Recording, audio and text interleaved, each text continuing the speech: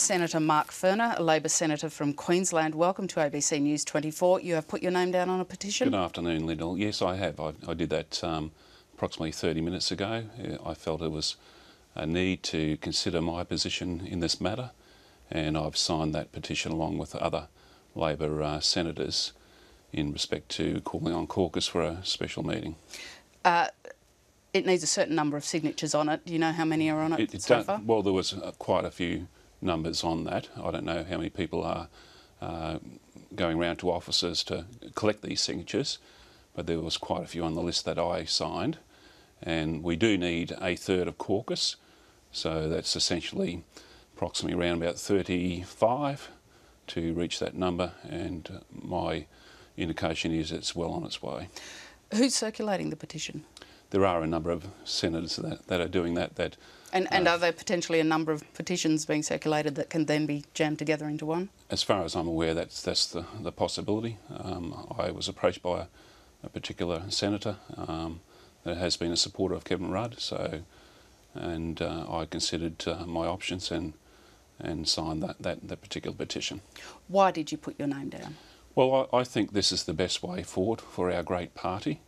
I think the approaches that Simon Crean made shortly after lunch to the Prime Minister, indicating that this needs to be resolved, and no doubt it's not much good, this matter of speculation that's been in the media for over a week now about leadership challenges.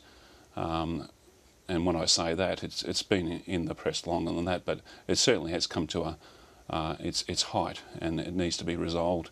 And this is the best way forward to bring it to a conclusion, whether it's going to be a continuance of our current Prime Minister or a change in the leadership. That will be left up to the caucus to make that decision. We don't yet have a challenger. If Kevin Rudd stands, would you vote for him? Definitely, I would support Kevin.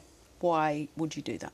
I've always supported Kevin. I think Kevin has been a tremendous leader. He's been a tremendous advocate and member for the seat of Griffith in Queensland, and I think people can relate to Kevin. I'm not suggesting in any shape or form that that's not the case for Julia. Julia has done a marvellous job as well, but I think there has come a time when people have realised that we need to consider what they're saying, and we're listening to the community out there about what they're wanting to bring to our Parliament. Would you like to see Simon Crean as Deputy Leader, because that's the position he said he'll be standing for? I think Simon would make an excellent contribution to a new cabinet, whether that's in a position of deputy or something else. I've got the greatest respect for Simon. He's always made amazing contributions to our Parliament, whether in government or out of government. What do you think would be the outcome if there is a spill, if it is a contest, as we expect, between Julia Gillard and Kevin Rudd? At this point in time, the way I'm reading it, Lyndall, it would be an outcome where Kevin Rudd will be the new Prime Minister. And do you think the numbers in the caucus are there now, or are they numbers that will build as this thing is looked at by caucus? I think the numbers are building gradually as a result of this momentum that is growing. And there are already a number of strong supporters of Kevin Rudd around. Doug Cameron, as we've just heard, has signed the petition as well, so those signatures are growing. Mm-hmm. What do you think the impact will be on MPs, on the public view of this government? I think the impact will be looking at our record of what we've delivered since we've been in government since 2007, in the manner in which we controlled and handled the global financial crisis, what we brought to mums and dads, what we brought to education, what we brought... But also you could well have rolled two Prime Ministers in that time.